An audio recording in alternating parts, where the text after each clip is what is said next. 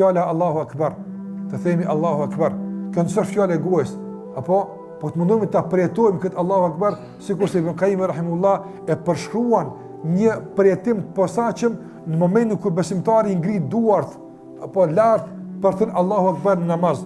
Sa përjetimi këtu grumbullohet nga praktikësia e dunjas, e nga lidhja me Allahun azza xal, e nga konfirmimi i drejt për drejt përmes zemrës dëgjues Allahut azza xal, sa Zot për mua në jetën time nuk ka asgjë më të madh se ti.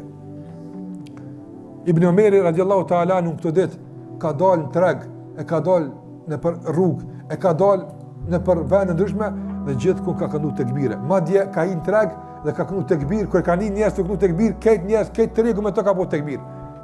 Normalisht sot kjo nuk mund të bëhet 3 tona. Mirë po, këto e në ditë e tekbirit. Spakun shtëpinë tënde Allah e këna tekbir.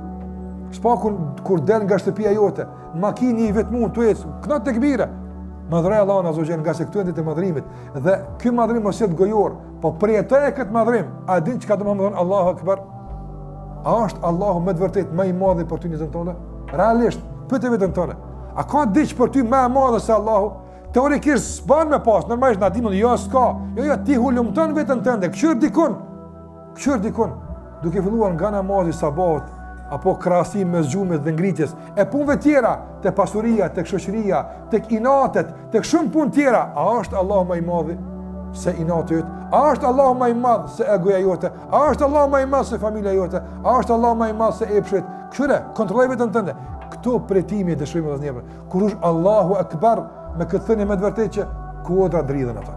Po qofse thuhet si duhet, e jo një zemër e një besimtari që e shdashtit e thyer para prakisht para Allah xhallahu ala me ekzistimin e fjalës la ilaha illallah. Prandaj përkujtimi dhe përjetimi i të thënit Allahu Akbar, Allahu Akbar, la ilaha illallah, Allahu Akbar, walillahil hamd. Kjo shprehje, ky dhikr, ky tekbir që na ka mësuar pejgamberi sallallahu alaihi wasallam.